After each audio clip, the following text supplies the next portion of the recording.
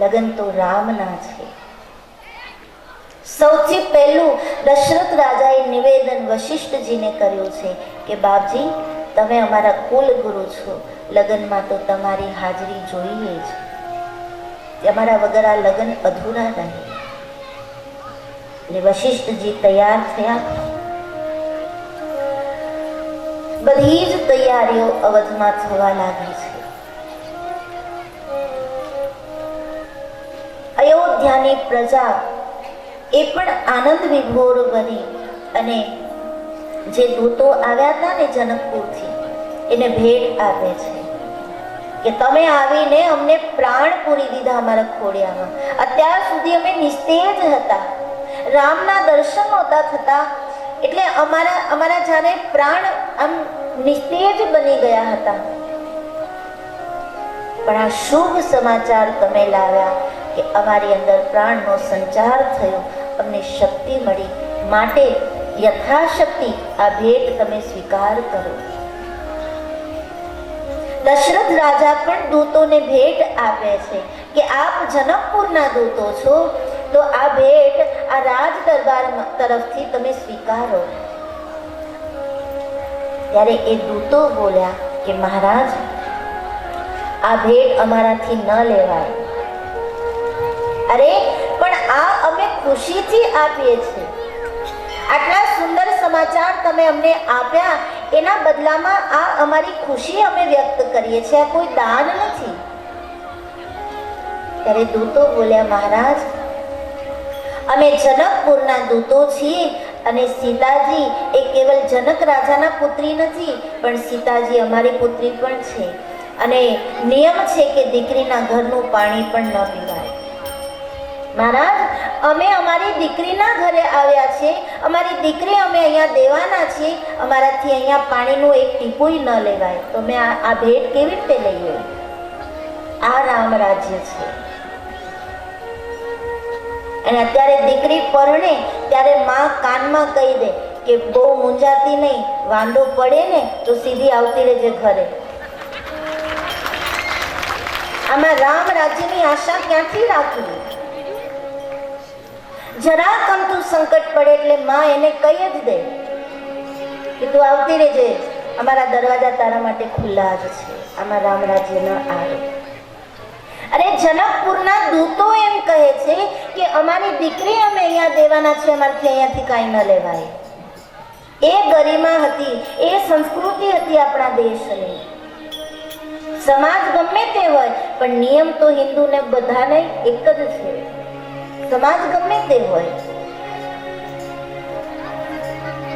આજે દીકરીઓને મોટામાં મોટું પ્રોત્સાહન એના પિયરમાંથી મળે છે, ખોટું ન લગાડતા. દીકરી સાસરે જાય એટલે મોટામાં મોટું પ્રોત્સાહન દીકરીને એના પિયરમાંથી મળે છે. અને એટલે દીકરી સાસરિયામાં જઈને પોતાના સાસરિયાઓને સ્વીકારી નથી શકતી, પોતાના માતા પિતાને ભૂલી નથી શકતી.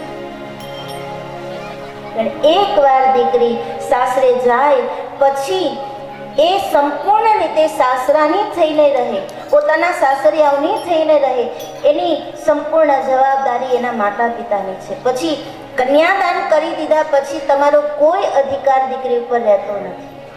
આ શાસ્ત્ર કહે છે. તમે દાન કરી દીધું છે એનું. પણ દીકરી પરણીને જાય એના ચોથા દિવસે ફોન કરે, આજે શું રાંધવાની છે? પેલી કે કંઈ વિચાર્યું નથી. તો એક કામ કરજે ને, આજે તું આ બનાવજે. આપણી નાની નાની બાબતો આપણી દીકરીના ઘરને બગાડે છે. કન્યાદાન કરી દીધા પછી માતા પિતાએ સમજી જવું જોઈએ કે આપણી મૂડી આપણે કોકને આપી દીધી છે, હવે એના પર આપણો અધિકાર નથી. એ રાંધીને ખાય છે કે ભૂખી રહે છે, જે હોય તે એના સાસરે બરાબર છે. પણ આ વસ્તુ આપણે આજે સમજતા નથી. સૌથી મોટું પ્રોત્સાહન પિયરમાંથી મળે છે દીકરીને. સૌથી મોટું પ્રોત્સાહન એની માં એને આપે છે કે ડરતી નહીં, હું બેઠી છું. કઈ વાંધો પડે એટલે હું છું ને. અને પછી વાંધા જ પડે. માટે સમજો, આ લગ્ન માત્ર માણવા માટે નથી, આ લગ્ન સમજવા માટે છે.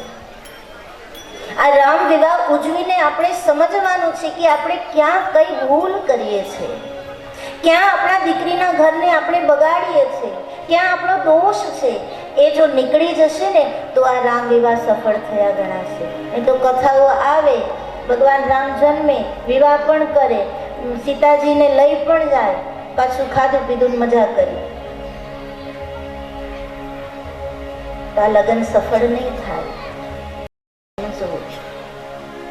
દૂતો એમ કહે છે, મહારાજ અમારાથી ન લેવાય, અમે દીકરીના ઘરના છીએ, અમારી દીકરી અમે અહીંયા દેવાના છીએ, ભલે હજુ દીધી નથી પણ દેવાના તો છે. અને કન્યાદાન કરીને અમે દીકરી દઈશું, પછી દીકરીના ઘરનું પાણી પણ અમારા માટે હરામ છે, અમારાથી ન લેવાય. સીતા અમારી પુત્રી છે. દૂતોએ ન લીધું ત્યારે દશરથ રાજાને થયું કે ધન્ય છે જનકપુર, જેના દૂતો આવા સંસ્કારી છે, એ મારી પુત્ર વધુ કેટલી સંસ્કારી હશે. અત્યારે માતા પિતા કન્યા જોવા નીકળે ત્યારે રૂપ જુએ, રંગ જુએ, બોલવું જુએ, ચાલવું જુએ, પણ એ નથી જોતા કે એનામાં સંસ્કાર કેવા છે. કન્યાના માતા પિતા જ્યારે વર જોવા નીકળે ત્યારે એનો પૈસો જુએ, એનો બંગલો જુએ, એની ગાડીઓ જુએ, પણ એ નથી જોતા કે કેટલો સંસ્કારી છે. સંસ્કાર હશે તો સંપત્તિ આવશે, પણ સંપત્તિ હશે તો સંસ્કાર આવશે કે નહીં એનો કોઈ ભરોસો નથી.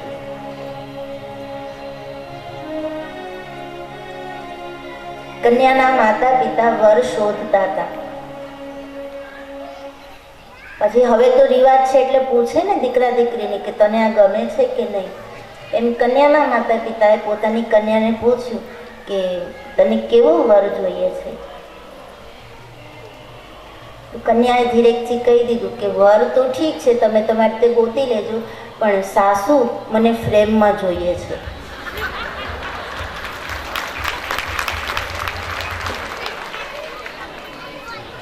આ ગતિ છે સમાજની. હવે આમાં સંસ્કારોની ક્યાં આશા રાખવી?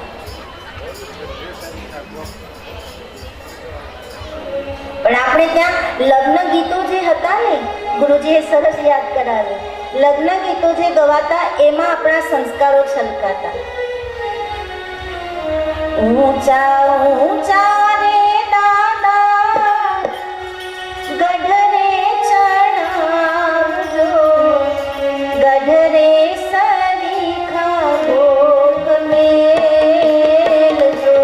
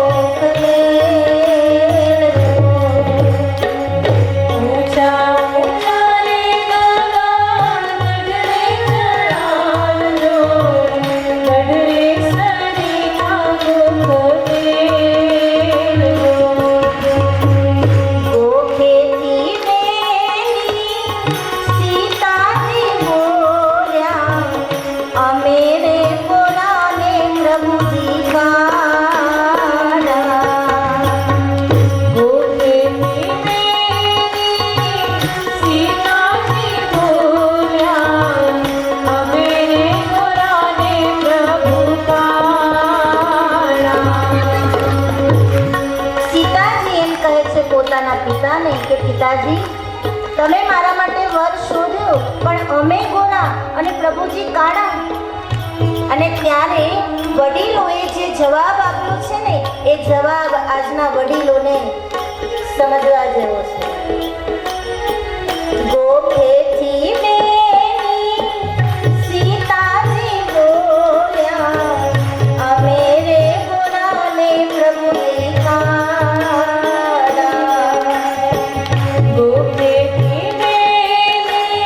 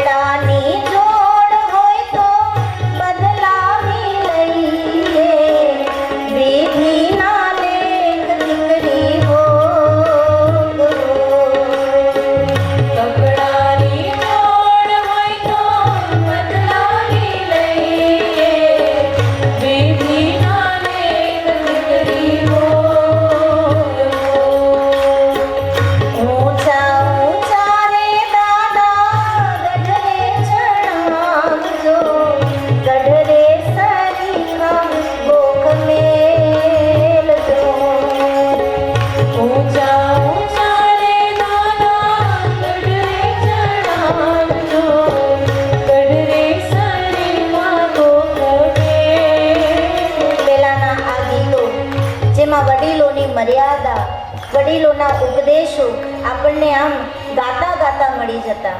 ને અત્યારના તો ગીતો એવા, મારા ભાઈને વર્ષો, તો મોટર ગાડીમાં હવે સાયકલનો મેળ ન હોય. મારા ભાઈને વર્ષો, તો મોટર ગાડીમાં. પણ વડીલોની મર્યાદા, સંસ્કારો, આ બધું છોડી અને આપણું આખું જીવન મર્યાદા વિહીન બની ગયું છે. પણ અહીંયા દૂતો કહે છે કે અમારાથી ન લેવાય, અમે દીકરી દેવાના છીએ. ત્યારે દશરથ રાજાને થયું કે ધન્ય છે મારા રામ, જેને આવા સંસ્કારી ઘરની દીકરી મળશે. ધન્ય છું હું, જે સંસ્કારી ઘરની દીકરી મારે ત્યાં પુત્ર વધુ બનીને આવશે. અને આનંદ વિભોર બની જાન તૈયાર થઈ. માં કૌશલ્યા, માં સુમિત્રા, માં કૈકેયી દશરથ રાજાને કહેવા માટે આવ્યા છે. માં કૌશલ્યાએ કીધું કે મહારાજ, ભગવાન રામના જેવા વિવાહ સંપન્ન થાય કે તરત જ આપ ત્યાં રોકાશો નહીં, જલ્દી આવજો. બહુ સમય થઈ ગયો, અમને રામના દર્શન નથી મળ્યા. માટે જેવા લગ્ન પૂરા થાય કે તરત જ આપ વિદાય લઈને આવી જજો, બહુ રોકાતા નહીં. એનો અર્થ કે યુપી બિહારમાં જ્યારે જાન જાય દીકરાની, ત્યારે દીકરાની માતા જાનમાં નથી જતી. એવો રિવાજ આજે પણ ત્યાં છે. દીકરાની જાન જાય ત્યારે પિતા જાય, વડીલો જાય, પણ દીકરાની માં જાનમાં ન જાય. એટલે માં કૌશલ્યાએ અહીંયા પ્રાર્થના કરી કે પ્રભુ પરણાવજો, મારા રામને ખૂબ જ ધૂમધામથી પરણાવજો, કાંઈ બાકી ન રાખતા. મારા રામના વિવાહમાં કોઈ કમી ન રહેવી જોઈએ. પણ પ્રભુ એકવાર વિવાહ પૂર્ણ થાય પછી ક્ષણ માટે પણ ન રોકાતા, જલ્દી વિદાય લઈ અને અયોધ્યા પાછા આવજો, કારણ કે અમે એના દર્શન વગર તડપીએ છીએ. અને અયોધ્યાથી જાન પ્રસ્થાન કરે છે. માં કૌશલ્યા જાનને વધાવે છે. વશિષ્ઠજીની આજ્ઞા લઈ જાન પ્રસ્થાન કરે. ત્યારે રામાયણમાં લખ્યું છે કે જેટલા પણ શુભ શુકનો થવા જોઈએ એ બધા જ શુકનો આજે રાજા દશરથને થવા લાગ્યા છે. ગાય માતા પોતાના વાછરડાને ધવડાવતા હતા એ સામે મળ્યા. પાણી ભરેલું મટકું માથે લઈ પોતાના બાળકને કેડમાં ઉઠાવી અને પાણીયારી મૈયારી રસ્તામાં સામે મળી. જેટલા પણ શુભ શુકનો થવા જોઈએ એ બધા જ આજે રાજા દશરથજીને થવા લાગ્યા છે. કારણ શુકનોને એમ થયું કે અમે જો આજે નહીં જઈશું તો અમે રહી જઈશું. કારણ કે આ તો ભગવાન રામના પિતા જાન લઈને જાય છે. એટલે બધા શુકનો પોતાને ધન્ય બનાવવા માટે દશરથજીની સામે જવા લાગ્યા.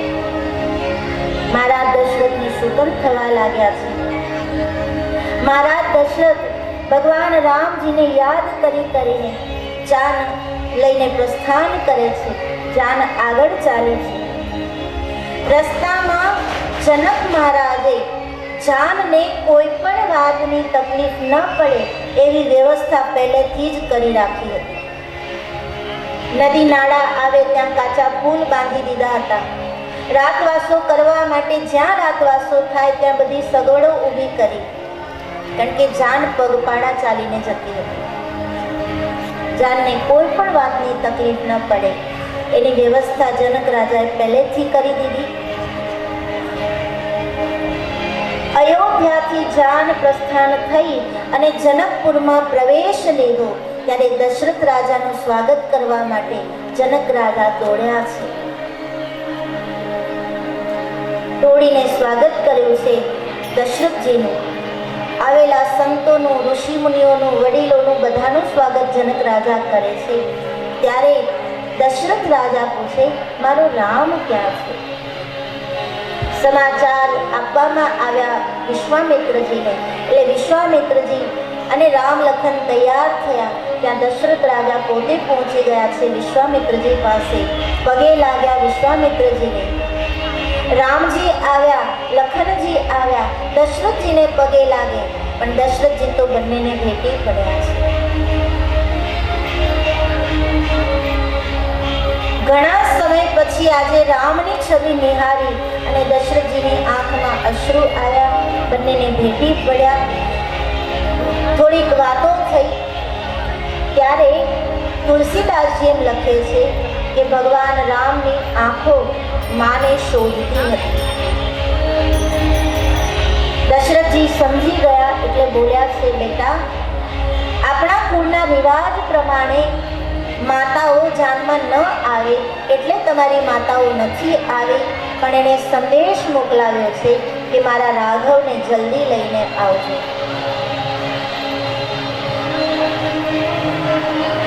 થોડી વાતોચીતો થઈ, કુશળ મંગળ પૂછાયા.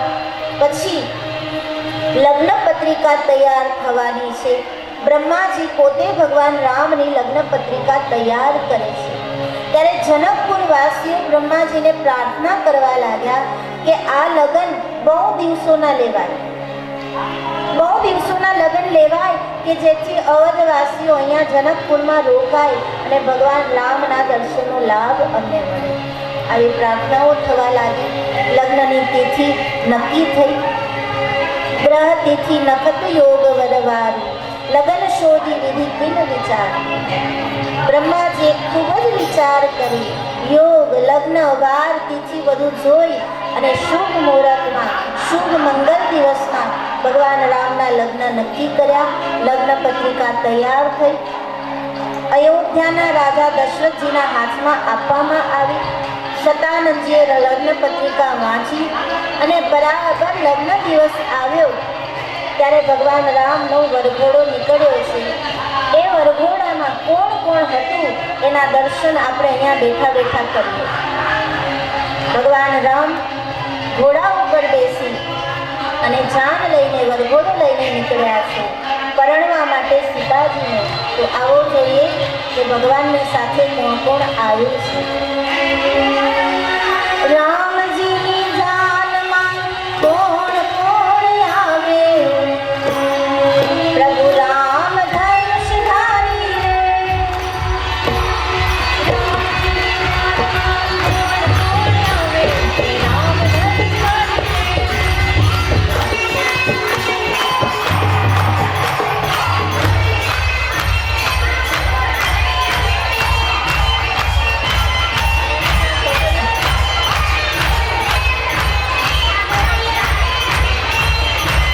હવે આપણું કઈ નહીં ચાલે, હવે ભાગવા દો.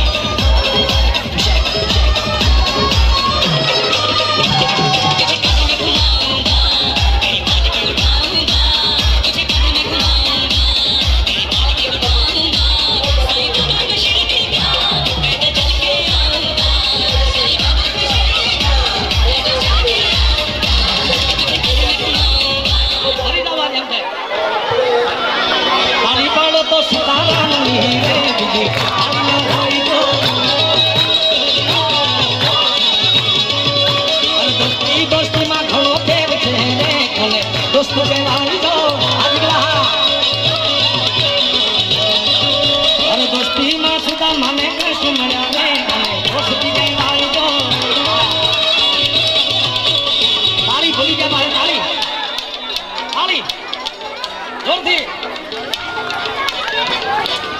તાળી પાડો તો સીતારામ હોય જો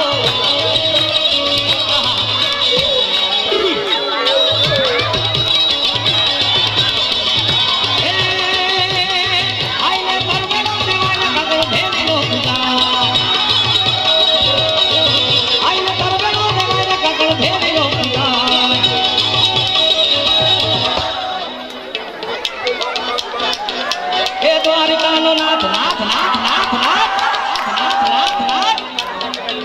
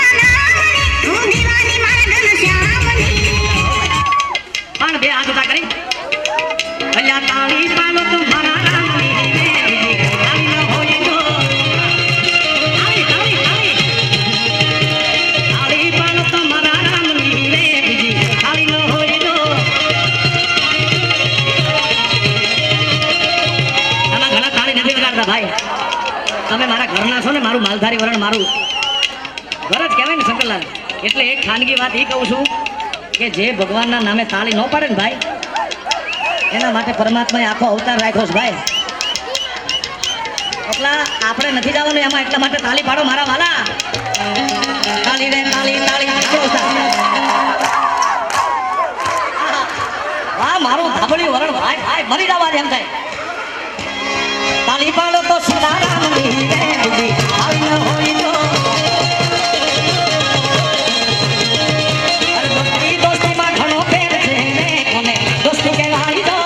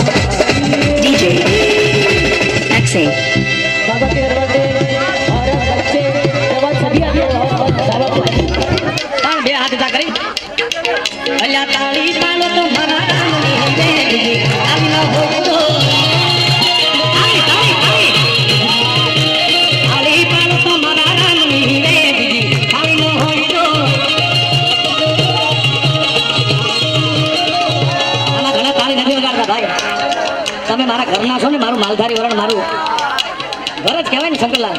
એટલે એક ખાનગી વાત એ કહું છું કે જે ભગવાનના નામે તાળી ન પાડે ને ભાઈ એના માટે પરમાત્માએ આખો અવતાર રાખ્યો છે ભાઈ. એટલા આપણે નથી જવાનું એમાં, એટલા માટે તાળી પાડો મારા વાલા. તાળી રે તાળી તાળી. વાહ મારું ધાબળિયું વરણ ભાઈ ભાઈ મરી જવા દે એમ થાય. તાળી પાડો તો સીતારામની રે દીદી આવી ન હોય તો. અરે દોસ્તી દોસ્તીમાં ઘણો ફેર છે રે કોને દોસ્તી કહેવાય તો.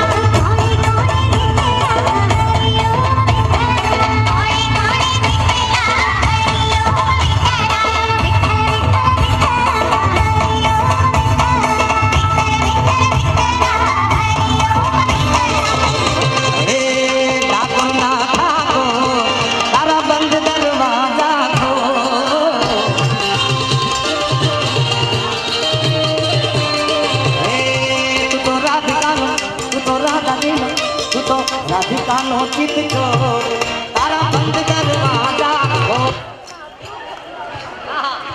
વાહ મારું ધાબળિયું વરણ ભાઈ ભાઈ મરી જવા દે એમ થાય. તાલી પાડો તો સીતારામ ની તાલી ન હોય તો અરે દોસ્તી દોસ્તીમાં ઘણો ફેર છે રે કોને દોસ્તી કહેવાય તો આજગલા. અરે દોસ્તીમાં સુધા મને સમજ્યા રે અને દોસ્તી કહેવાય તો તાળી ભૂલી ગયા મારે તાળી તાળી જોરથી તાળી પાડો તો સીતારામ તાળી ન હોય તો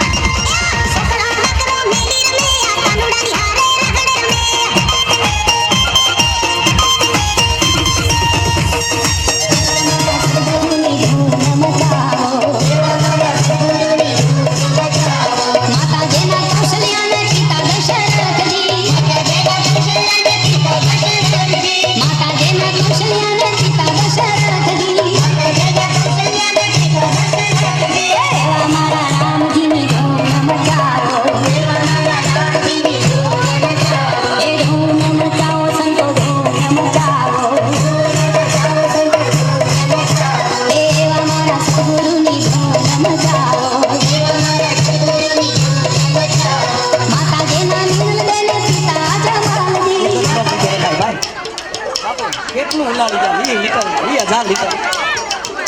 એટલા માટે તાલી પાડો મારા વાલા. તાલી રે તાલી તાલી હાલો ઉસ્તાદ. વાહ મારું ધાબળિયું વરણ ભાઈ ભાઈ મરી જવા દે એમ થાય. તાલી પાડો તો સીતારામ તાલી ન હોય તો અરે દોસ્તી દોસ્તીમાં ઘણો ફેર છે રે કોને દોસ્તી કહેવાય તો આજગલા. અરે દોસ્તીમાં સુધા મને સમજ્યા રે અને દોસ્તી કહેવાય તો તાળી ભૂલી ગયા મારે તાળી તાળી જોરથી તાળી પાડો તો સીતારામ તાળી ન હોય તો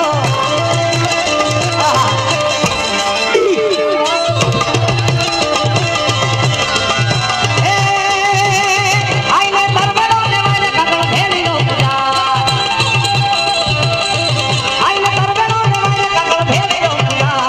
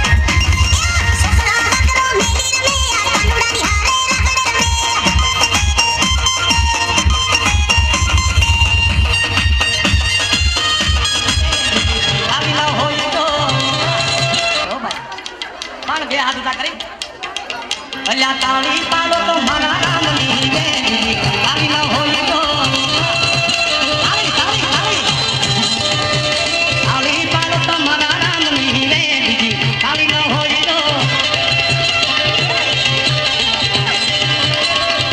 આમાં ઘણા તાળી નથી વગાડતા ભાઈ તમે મારા ઘરના છો ને મારું માલધારી વરણ મારું વરજ કહેવાય ને શંકરલાલ એટલે એક ખાનગી વાત એ કહું છું કે જે ભગવાનના નામે તાળી ન પાડે ને ભાઈ એના માટે પરમાત્માએ આખો અવતાર રાખ્યો છે ભાઈ એટલા આપણે નથી જવાનું એમાં એટલા માટે તાળી પાડો મારા વાલા તાળી રે તાળી તાળી સાંભળો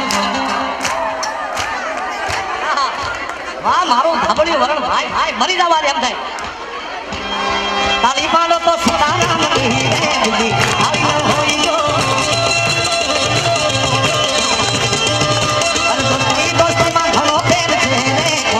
दोस्तों के भाई तो आज रहा अरे दोस्ती मां सुधा मने समझा ले हमें दोस्तों के भाई तो ताली बोली के भाई ताली ताली नाथ नाथ आ वडवाड़ा नो नाथ